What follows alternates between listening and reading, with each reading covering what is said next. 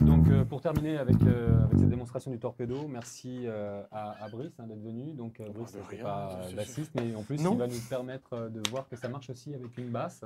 Bah oui, donc, parce que la moitié des baffles proposées d'usine dans le torpedo sont des baffes basses. Hein. C'est autant une DI pour guitare qu'une DI pour basse. Oui, parce que ça peut être utilisé aussi sur scène, hein, chose qu'on n'a pas dit pendant le... On a oublié ça. On peut utiliser... en fait, voilà, c'est pas uniquement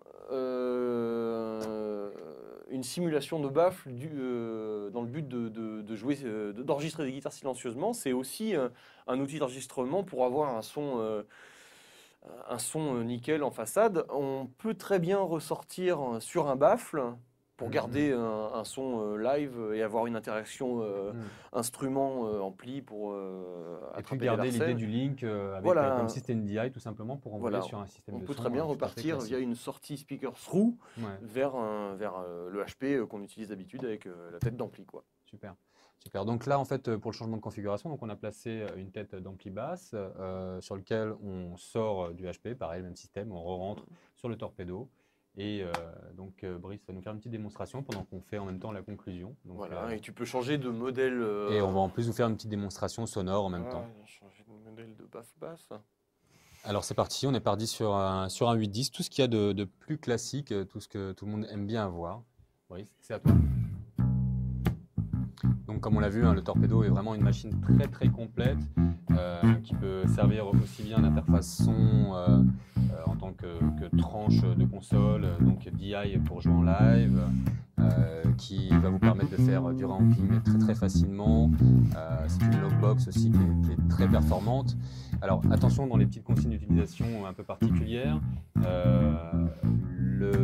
l'entrée speaker ne va pas au-delà de 8 ohms. Il faut faire très très attention à ne pas envoyer du 16 ohms dessus, ce qui risquerait d'abîmer les transfos tout simplement de votre machine. Et petite chose aussi qui semble un peu logique, faire très très attention aux envois directs sur BAF ou ces choses-là, puisqu'on peut se retrouver avec rapidement un volume très très puissant. Ça marche très très bien, ça marche vraiment très très bien.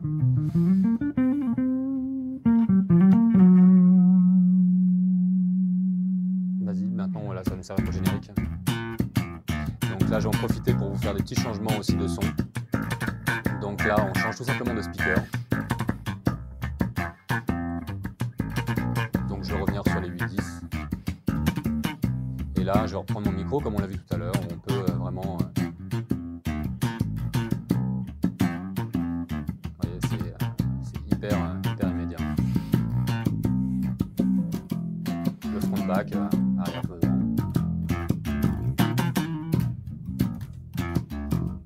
Je suis pas bassiste.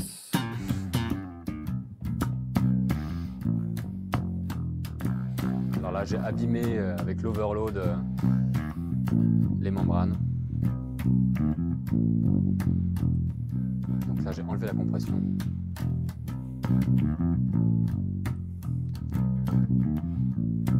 On l'a vu tout à l'heure sur le low cut, on va voir que tout de suite c'est très performant sur l'ampli-basse, forcément.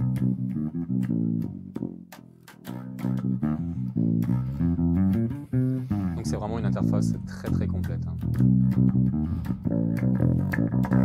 Bon, après ceux qui veulent pousser un peu le vice peuvent même aller sur des baffles de guitare, ça marche aussi.